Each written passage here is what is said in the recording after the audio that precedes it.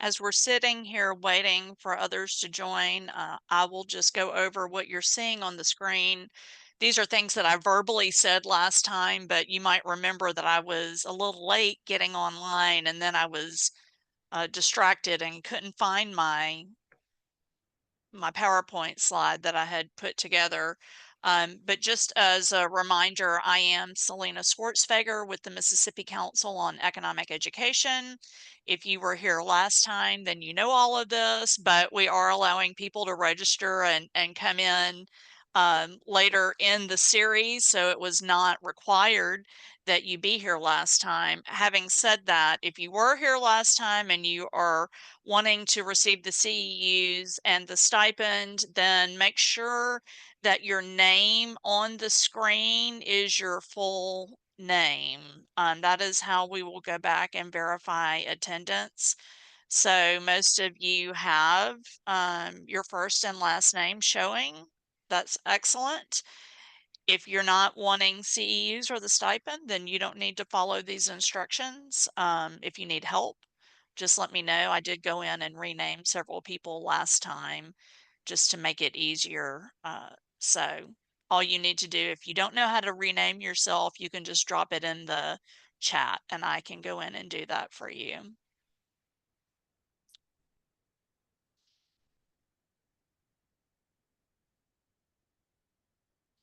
Okay, it is 3:01, which means it is time to get started. Thank you so much for coming back this week or for joining us for the first time in our series of webinars with the Federal Trade Commission. We are really thankful for this partnership with Jim Creedler, who is our lead presenter. And I see today he has a colleague online, although now I don't see her. Oh, there she is. Terry Miller. Welcome, Terry. Thank you for joining us today. I look forward to hearing from you as well. They you're both in DC? Is that correct? Both in Washington, DC or somewhere else? Terry's in Yeah, Virginia, in but Virginia. close Close by. enough, right? That's Yeah, close enough. yeah. So just as a summary, in case somebody is here for the first time and didn't join us last week, this is a partnership that was created with the Federal Trade Commission and the Mississippi Council on Economic Education about a year ago when they were in Jackson, Mississippi for an event and voiced a desire to reach more people with information on scams. And we put our heads together and this is what we came up with was a 5-part webinar series that is being recorded. You will have access to these later. And I'm pretty sure, although I haven't sent them out yet, the PowerPoint slides, the slides that Jim used last time, he did send those to me. So I have those and I will make sure that I get those to you if you are attending. And Jim, I'm sure you'll do that again today. Yeah. Just send those to me afterwards and we'll make sure those are sent out. Perfect. And we will be creating a workshop, a full day workshop that is based off of the information that everybody's learning as part of this. And I could be, let me stop sharing my screen at this point. I know Jim's going to want to share his shortly. So with that, Jim, uh, I'll turn the floor over to you. Okay, thank you so much, Selena. Thanks for the very kind introduction, and good to see all of you again. Um, so welcome back to part two. I'm Jim Kreidler, and I'm here with my co-presenter and colleague, Terry Miller. Hi, thanks for having us. Um, so we'll be taking turns. Oh yeah, there she is. So we'll be taking turns presenting today. We're from the Federal Trade Commission, which Selena mentioned. We're the nation's consumer protection agency. And this webinar is about knowing who you're dealing with online because young people are tech savvy, but they're not immune to the tactics that scammers and deceptive businesses use. So with that, I'll just share my screen here. This is our little title. Okay. So we're very excited to share some ideas about how to help your students protect their money and their personal information by spotting and avoiding scams that can affect their financial well-being. Right. Okay. So let's see. Before we get started, let me tell you a little bit about the FTC. As the nation's consumer protection agency, the FTC works to stop fraud, deception, and unfair business practices. Through enforcement, the FTC does investigations, sues companies and people that break the law, and tries to get money back to people whenever possible. Many of those cases are based on reports that the FTC gets from people really all across the country. Through education and outreach, the FTC tells people about their rights and businesses about their responsibilities in print, online, and in person, and virtually, like we are today. The FTC shares about how to spot and avoid scams, how to report scams, and how talking about a scam with anyone helps protect not just you, but also the people in your community. Finally, the FTC can't do it alone. By working with educators like you, librarians, community organizations, the FTC tries to amplify our messages and reach a broader audience. So we'll start with what we know about scams and fraud today from some of the FTC data that we have. We'll then take a closer look at how impersonator scams happen and how you can help your students spot, avoid, and report them. We'll share with you some questions your students can ask themselves about how to spot if a communication is real or if it's from a scammer. And we'll have a little bit of time for discussion, and also we'll share some free FTC resources that you can use in your classes. But before we do all that, let's just start with a quick warm-up question here just to kick us off. So as I mentioned, the FTC gets reports from people who've lost money to scams.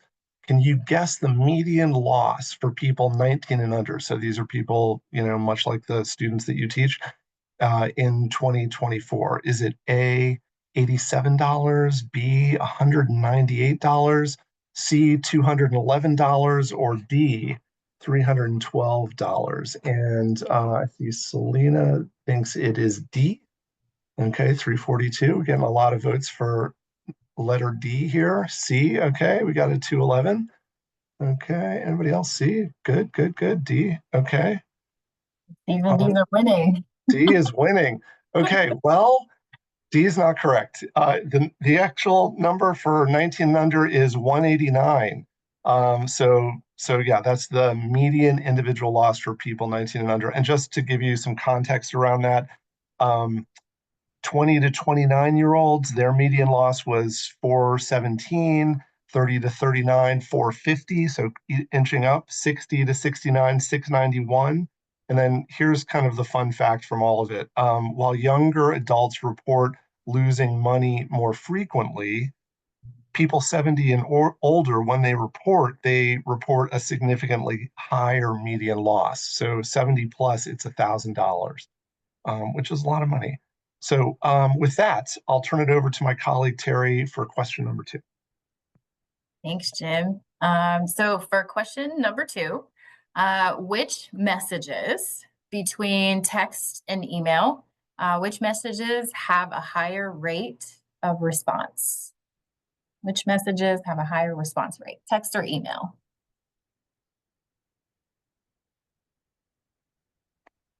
Lots of text. Lots of there's an text. email. There's an email. All right. All right. Well, those of you who are responding texts, you are correct. Ding, ding. Congratulations. People almost always open their text messages. No surprise.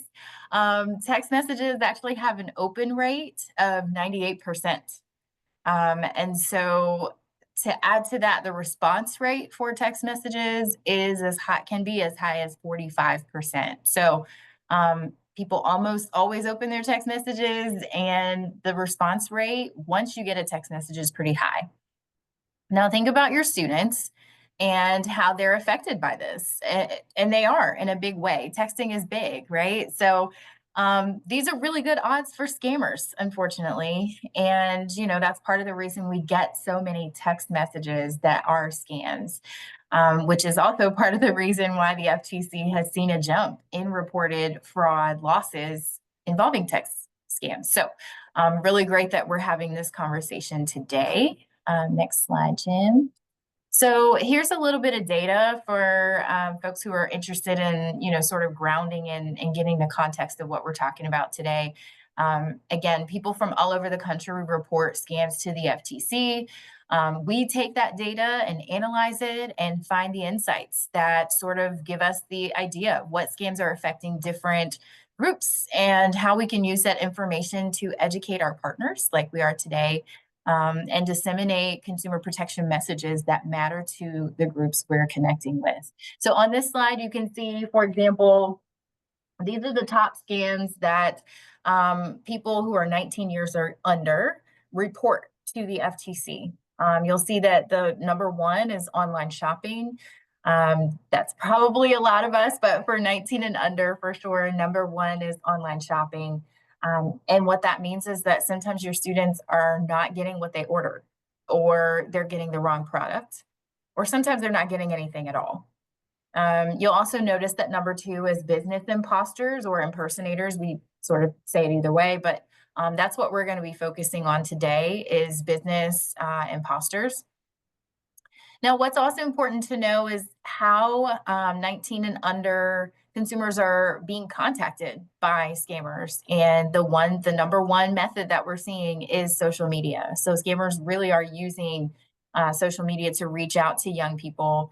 And the payment methods, which we'll talk about multiple times today, but the number one payment method for scammers with 19 and under are payment apps and debit cards. So there's another insight, if we're talking about finances, how do we handle payment apps? How do we handle debit cards with our 19 and under group?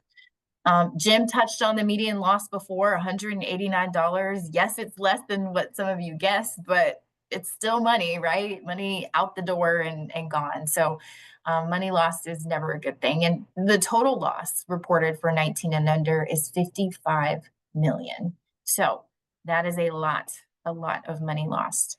So let's share some examples of these imposter scams that we know target this group, like your students. So let's do this case study style. And we'll talk about online shopping scam first. So here's an example. So John, we're not using his real name, protecting his privacy here. John is a teenager who has reported a scam to the FTC at reportfraud.ftc.gov. That is where you report fraud. We'll talk about reporting throughout. So John reported a fraud scam to the FTC. He was looking to buy a Nintendo 3DS online. Saw an ad. How many of you have seen ads on social media? John saw an ad for the exact item he was looking for, clicked on the site that looks like it was a Nintendo site, and the prices were very, very low, very appealing, right? So in his report, John said, I sent $60 using the friends and family option on PayPal to buy the Nintendo 3DS. The site provided vague responses, refused to send me a valid tracking number or proof of shipment, and eventually stopped replying entirely. So I'm sure in the back of your mind, you're kind of spotting the signs of how this might have been a scam, but imposter scammers often use official branding to make their websites look like the actual site. They also demand payment in ways that make it really hard to get your money back. So for example, the friends and family option on PayPal. Legit companies are going to ask you to pay with a credit card. Maybe that PayPal is an option, but they are going to give you options like paying with a credit card, for example. And lastly, imposters and their websites often advertise very low prices. That's how they get you. So that's often a warning sign. That very low price is often a warning sign of a scam. All right, so case study number 2. This is Lisa's story. Again, we're not using the consumer's real name, but Lisa is a new teenage driver in Colorado and reported this scam to the FTC. So Lisa gets a text that says, Department of Motor Vehicle notice. Has anyone gotten one of these before? I know I've gotten many of them. Selena, it looks like you've gotten one too. Department of Motor Vehicle DMV notice. Your toll payment for express lane must be settled by June 23rd, 2025. To avoid fines and the suspension of your driving privileges, pay by the due date. Pay here. And then it gave her a link to click on to pay. You can imagine, as a new driver, Lisa is not interested in losing her driving privileges. And that thought is real. That fear, that sense of dread is real. So, how would a student like yours, how would your student handle this type of message? How can you help them spot the signs of a scam so they don't respond? Next slide, Jim. So here's what you can tell your students about impersonator scams like the ones we just covered. Imposters pretend to be someone that you know. They might say that they are from a company like Nintendo. They may pretend to be a friend of yours on social media or, something like that. Or they may say that they're an authority figure like the police or a government agency like the State Department of Motor Vehicles. And the goal is to steal your students' money or their personal information. So letting them know that these start with someone who's pretending to be someone you know with the goal of stealing money or personal information.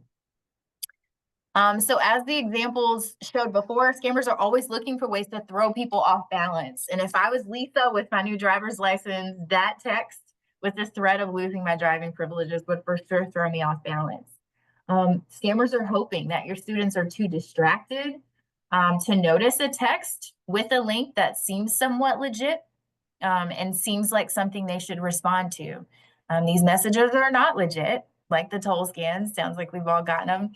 And so it's really important to tell your students not to click on unexpected text messages, unexpected links in text messages. So here are some tactics that are practical, easy ways for you all to remember to have these conversations with your students. So scammers might pretend to be someone that you know. We've mentioned that before. There's 4 P's here. They pretend to be someone you know. They generally will say that there's a problem or a prize. In Lisa's case, it was, unpaid tolls. And in John's case, it was, low prices for a product that he's looking for. So problem or a prize that you need to respond to.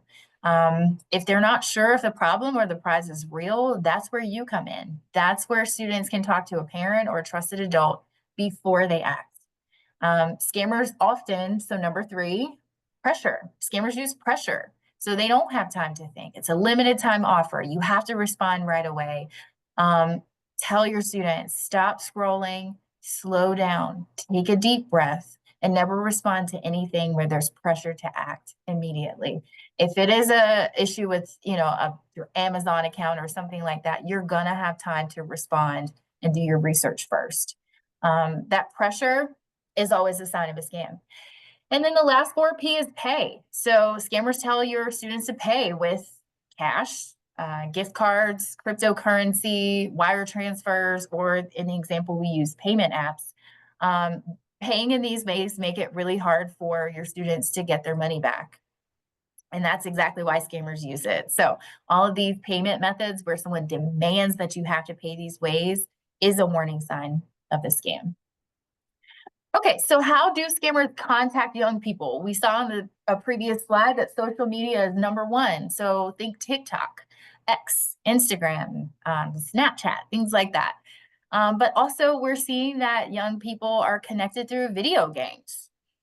So maybe that's a scammer who's promising them free in-game currency or other desirable items in that direct chat function within a video game. We're also seeing messaging apps. So sometimes, a scammer will say, reach out to them on WhatsApp or through text message. They'll say you've won a prize or that there's a problem you need to respond to. And the only answer is either personal information or money. So those are the signs when they're reached out in those ways. Those are the signs that there's a scam. All right, so next slide, there we go. So couple questions. So how do we make these work in your classes with the students that you're working with? One way might be to take a text message scam that you've gotten. So I saw hands raised for the toll. Use it as a conversation piece and say, oh, I keep getting these scam messages. Is anyone else getting them? And sort of walk through it, make it a conversation on how do we spot the scams. Repetition is key. So, pretending to be someone their problem or a prize, they're pressuring you to respond right away. They tell you to pay in certain ways. So make it a conversation around those 4 Ps. You can also ask your students to think about messages that they've gotten. They may be able to scroll back through their own texts and give an example of someone who contacted them online. And then you can see if they can spot those tactics that we talked about. Now, here's some questions that you can have your students ask themselves before they respond to something. Is the person sending this message to me saying that there's a problem? And do I have to pay to fix it? USPS, I got one yesterday that there's an issue with a shipment and that I need to pay to release the delivery. Okay, do I need to pay to fix it? Good question. Are they offering me a prize? And do I have to pay to get the prize? Is it free if I have to pay for it? Are they telling you to pay in specific ways, like gift cards or payment apps, where once you pay, the money might be gone? And lastly, are they pressuring me to act quickly? If there's a yes to any of these signs, then you're probably dealing with a scammer. It's really good to kind of have that conversation with them over and over to make it practical. And with that, I'm going to hand it back to Jim. Thanks so much, Terry. Okay, so we have gone over this a little bit. I just wanted to mention, back on that pay point that Terry raised. So gift cards, things like Google Play, Apple Card, wire transfer, cryptocurrency, specific payment apps, things like, we've seen a lot of cases where people are paying with MoneyGram or Zelle or Cash App. And the thing about those is, once the money is sent, that money is gone, and really there's just no way to get it back. So that's something to work in. Again, we mentioned some of these earlier, but just to recap, right? So if you can work into your classes messages around, don't reply to unexpected text messages. Never click on links in unexpected messages. Keeping personal financial information private. Resisting the pressure to act now, and talking to a parent or a trusted adult is a super important thing. So after your students have learned kind of these different tactics and ways to spot impersonator scams, where can they go to report them? So we mentioned it early on, but the link is reportfraud.ftc.gov. This is a very intuitive site. It guides you step by step through any situation that you may have encountered. So please ask your students if they see or experience fraud, scams, or bad business practices to help their friends, family, and their community by reporting it to the FTC. Because every time people report to us, they give us a piece of the puzzle that help us build cases and stop scammers. They also help us alert others about scams that are out there so that they can avoid them too. There are also other ways to report, and we take reports in multiple languages. So for those, it's a call-in 1-877-382-4357. And when one of your students is connected there, they'll be connected to an interpreter who will help them report the problem and then give them next steps. So let's see. So before we go on to kind of the last portion of the webinar, I think it might be good if we kind of open it up as we did in our first webinar and talk a little bit about what you're seeing in classes. Have your students experienced these types of impersonator scams? And did your students know that they were scams when they got them? Do they ever bring things to you like text messages or things where they're asking questions? Really, if you care to share, please just, you can maybe tell us a little bit about an experience that you have, or put something in the chat. We'd love to hear like what your experience is like on this topic in your classes, and if it comes up. Anybody want to start off with anything? Yeah, sorry, let's see. Sorry, I got my little thing over here. Just gotta move it. Let's see, is that Donna? Did you have your hand up? Oh no, sorry. Okay. Um, any offers? Okay. I Or will. okay, sure. So I have a friend Yeah. who has 7 kids, and several of them are coming of age to get phones. And so, obviously, this is what we do, Jim. So I always talk to people about fraud, and I ask her, how do you have these conversations with your kids?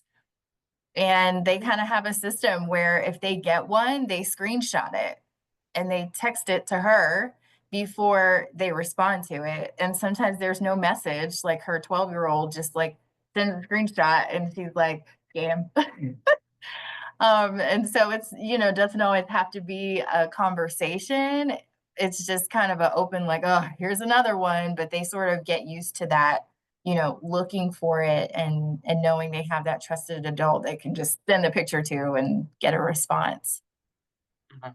You Yeah, I know, wonder also if oh yeah, go ahead, Selena. I Yeah. was just going to say, Terry, this time, and we talked about this a little bit last week as well, the text messages about toll road fees that are due.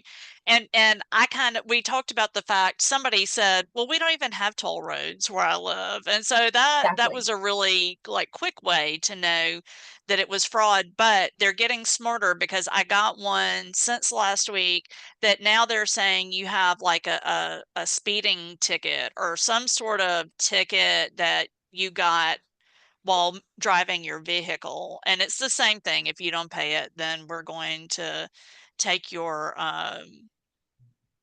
okay, yeah, I see, Terry, you've put the link for the text about unpaid tolls.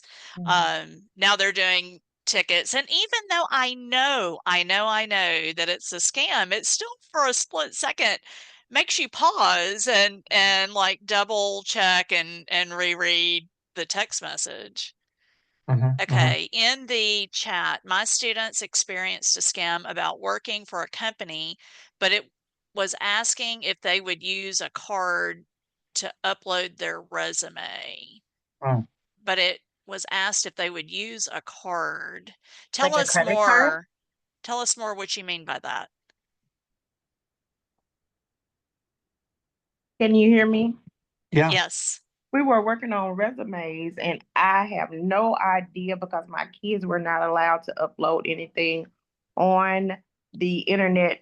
And we were just talking about different sites, and we would visit different sites so the kids could see the different sites that you could upload on for their resumes. And some of the kids actually showed me that some companies contacted them through email, but they had to pay a certain amount in order for them to upload their resumes to be considered Oh. a job.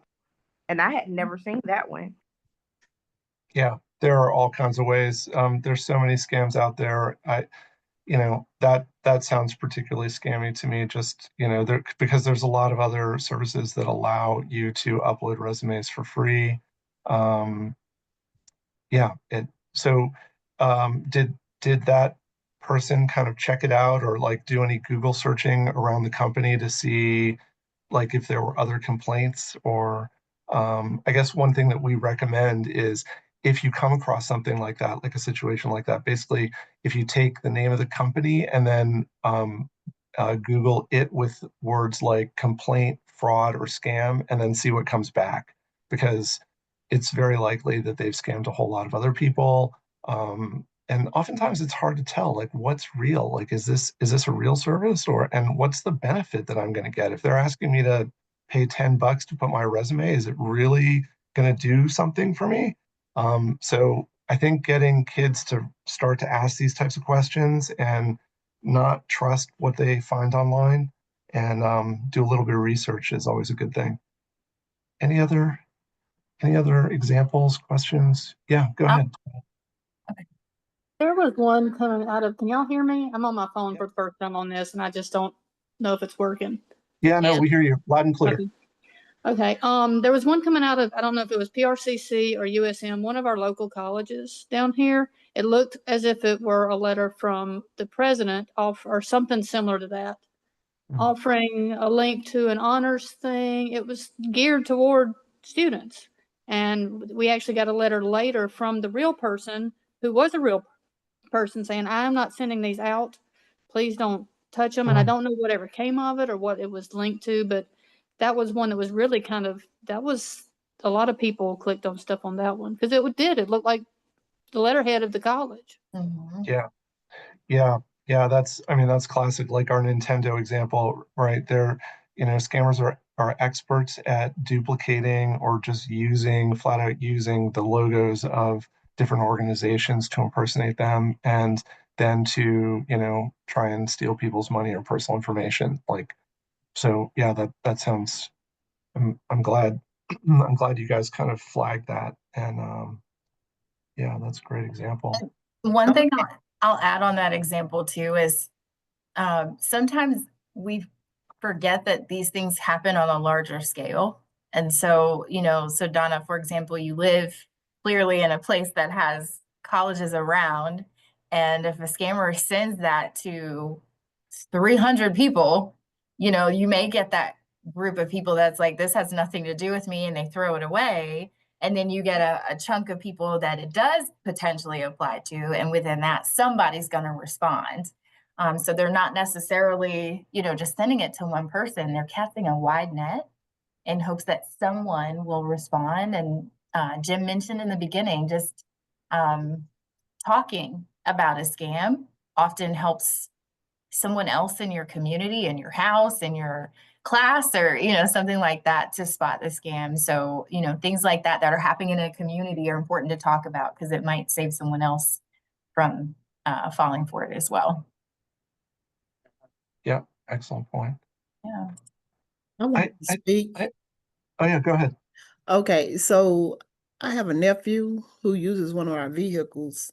He works out of state, and when I first recognized that I was getting a text concerning the toll cost, but I didn't respond to it. So, but now when we get something concerning a toll, they will send a letter with a picture of your tag. So I know to pay that one. I know that we have to pay that one. But when they first sent out the text concerning the tolls, it wasn't just my number. They had several other numbers involved in it. But I didn't respond. And I want to know this. So if I get a text like that, and then on my phone, I think as a text message, I'm able to flag it as a scam, but does it necessarily get report? But if I do that, does it get reported to the to that reporting place that? Yeah, to report fraud. I don't think it does. No, I mean, different platforms have ways of marking things as spam and then also marking them as scams, but that doesn't necessarily hook into, what we get here at the FTC at reportfraud.ftc.gov. So if you can, maybe screenshot it and then before you delete it and then mark it as spam, and then just go on report fraud and tell us about it. Tell us what the thing said, and that'll just be very helpful for us. Yeah, I guess that's my best advice on that. And I guess the other point to think about is official government agencies will really pretty much all the time. Like if the IRS wants to reach you, they're going to send you a letter. If the DMV wants you to pay a bill as you had there, they'll send you a letter that has a picture of the tag, right? So it's unlikely that an official government agency is going to reach out to you by text. And no government agency is going to reach out to you by text and demand that you pay right there by clicking a link. So I think that's the big distinction. It's like, legitimate agencies are going to send you a letter. And yeah, I think that's the best way to think about it.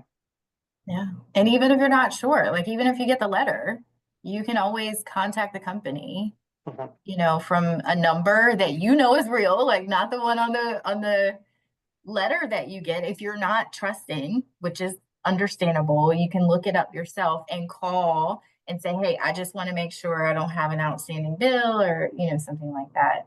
Not necessarily just trusting. And if you're not sure if you can, that's an understandable situation as well. But Yeah. research, do your research, do your homework. That's the key. Yeah. Yeah. Just by show of hands, one question. Do any of you teach third through sixth grade? No, seventh grade, third through seventh grade, anybody? Or is it all older kids generally? Okay, Angela does. Okay, great. Fifth. Okay, cool. Okay, well, I guess the next thing I wanted to share is something that might be useful for anybody on the call that teaches younger kids. So I'm not sure if we mentioned this. Okay, and right, and then we have somebody that teaches seventh too. Okay, so Uville, I don't think we mentioned it in our last podcast, but here this is a really great thing. So Uville is a program. It's basically the FTC's newest program that helps teach a lot of these concepts to young kids. So really, 8 years old to about 12 years old. And so the program is available at ftc.gov/uville, and it has different modules that help you teach privacy and online safety, digital citizenship, understanding advertising, and spotting and avoiding scams. And the great thing about it is Uville has these 12 standards-based downloadable lesson plans. And these are very step-by-step. So you don't have to be an expert in the topic. You can kind of follow the lesson plan. The lesson plans work hand in hand with these activity sheets. And on the left-hand side there, you can see one of the activity sheets. And then they also come with a key. And so you would download this material, plus it has slides that you can project and then kind of lead a class. So if you're time crunched, for example, and you only have maybe a 15-minute window, you could do like a mini lesson or a warm-up exercise. And these are on, all the topics that we're covering here on the webinar. And they're really engaging. So, some of the things that they touch on are, how to understand advertising techniques that target kids, for kids, how to spot free offers that aren't really free, how to spot impersonators, and it has literally a find the fakes lesson where kids are like detectives and they have to look at different examples and can they spot the fakes. It really draws them into that. So let's see some of the other things. There's a module on what to do if someone uses bullying language online, and then also when to seek help from a parent or trusted adult. So Uville has all of these materials, plus it's got this poster that you see on the right that you can download and then put up in your class. And then there are also these bookmarks, which are free, and they're available at ftc.gov/bulk order. So if you wanted to now and you're online, feel free to go there, ftc.gov/bulk order. And they basically just kind of highlight the program, what Uville touches on. But I guess the last thing I'd point out here is Uville is also a great option if you have older students that work with kids that are 8 to 12, or and then they can use resources to help coach younger kids. So that's one great resource that we've got. Another, and I think I mentioned this one last time, this is consumer.gov. So consumer.gov basically offers free resources across a host of different consumer topics. Your money, credit, debt, college, career and school, cars, and identity theft and scams. One thing, for those of you that are teaching older kids, new cars or getting a first car, there's a lot of great information for kids to check out and make sure that they're going through the right steps so that they're getting the best deal that they can, but also being safe and making sure that they're not losing money. The FTC also, we collect a lot of information from folks about scams in all these different languages. So it's more than a dozen. So that's ftc.gov/languages. We also have resources on how to avoid a scam, what to do if you paid a scammer. And again, we also take these reports in languages. And so there you can call 1-877-FTC-HELP to get access to that. All right. I guess with that, I'll turn these last ones over to Terry. Terry, you want to do? Yeah, sure. Okay, So sure. Jim did a couple of plugs for our bulk order site, ftc.gov/bulk order, and I put that in the chat already. But this is a really great way if you are wanting to have these conversations. You know, sometimes people will respond better if they have something in their hands that they can look at and walk through. You can order the UVille bookmarks like we mentioned, but there's also heads up with I have kids, little kids, right in that UVille range, and they know the heads up publication front to back about sharing information, what's personal, what's not appropriate to share, the danger of sharing something and that it lives on the internet forever. So having those conversations with kids, heads up, stop, think, connect is really great for that. And we talked about consumer.gov. And, you know, if you find that super helpful and want to share it with colleagues and other folks in your educator communities, you can always order the bookmark there for consumer.gov. But also, if you're on the site, you'll find within that campaign, there's a lot of tear sheets as well. So if you are wanting to talk about budgeting, there's a budget worksheet. There's also a one pager that sort of walks through how to make a budget. You're talking about job scams. There's a one pager that talks about the components of how to spot a job scam and how to avoid one. So lots of different print publications that supplement what you'll find on that consumer.gov page. And the last thing I'll say here is that they're free. They're free to order. So you go to the site, you put them in your shopping cart, you check out, put in your information, so your address where you want them to go, and you hit send. And they ship free to your office, your home, wherever you'd like them to go in about 3 weeks. So, you know, if you're having something in July, today's the day to order it. But, you know, 3 weeks and you have your materials and there's no limit. So, you know, if you're wanting to order several things, that's fine. And we're always happy to help, you know, sort of narrow it down on the site. Next slide. So we shared a lot of links throughout the presentation, and also, you know, the example of the blog about the toll scams. If you scroll up where I put toll scams blog, that's just one example of what we call consumer alerts. So when we find that there's an uptick in something like text scams or toll scams or job scams or, you know, jury duty, something like that, we put out what we call consumer alerts or blogs. And if you're interested in getting those, they're short, practical, plain language, 300 words or less. This is what the scam is. This is how you spot it. This is how you avoid it. Easy ways to have those conversations with your students and also to share on social media pages, LinkedIn's, newsletters, things like that. They often come with graphics that are aesthetically pleasing and easy to share. So if you're interested, please subscribe at ftc.gov/consumer alerts. We generally only send out maybe 1 or 2 a week. So we're not going to spam you, but we will give you some short practical resources. And that's also available in Spanish as well. Yeah. And with that, Yeah. we are done with the presentation portion, but that does mean we have time for questions. Okay, And so, yeah. I'm going to show everybody something. Do you see my Facebook page? Mm-hmm. Not yet? Or you do? Is it the Yeah, Reeks? Yeah, the Reeks. Yes. Okay. All right. So, this is my scam story. Oh. I was on Instagram and I'm going through and I see the picture in the top left corner. And how beautiful is that? It is this amazing wreath.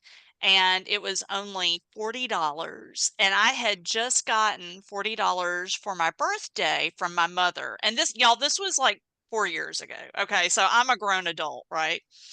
And I thought, oh my gosh, that's so nice. And I have 40 free dollars, I'm going to purchase it.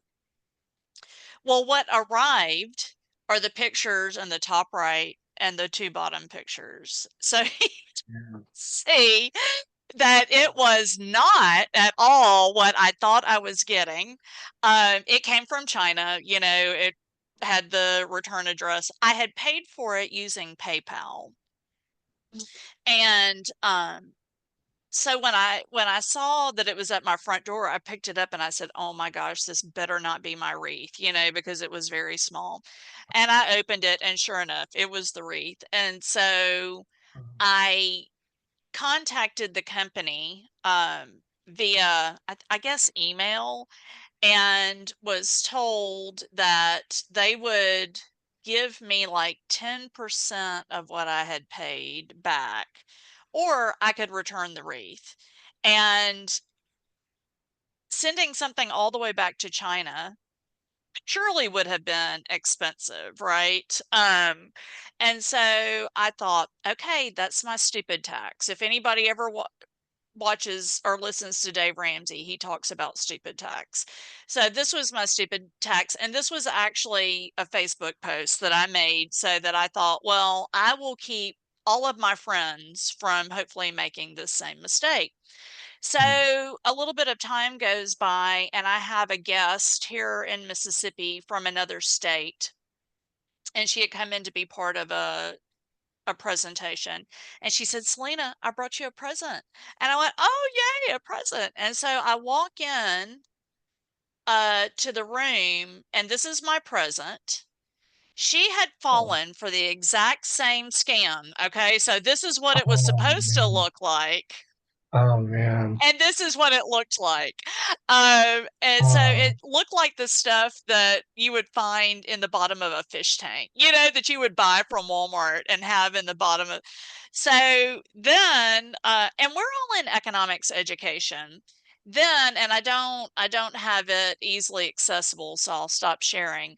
But then I have a friend who meets me at another conference, and he has brought these bird feeders that he got scammed on. So they'll post these beautiful pictures, and this is what you think you're getting, and then what you actually get is not the same thing. But I guess at the end of the day, like Susan, Susan, do oh, you yeah, have look at one? that. Is that a scam? She's trying to unmute. You're muted. She's working on it. Yes, it was a scam. If you can see how big it is, this is only like what, 13 inches wide. Yes. And I thought it would be big enough to cover Yeah. my door. So, but it was my time.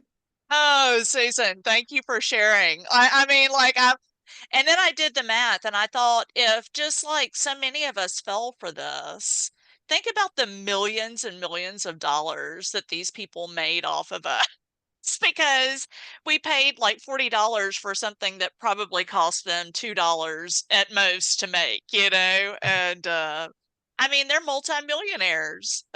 Mhm. Oh, bless it. Oh. Yeah. That's the gift that keeps giving, Selena.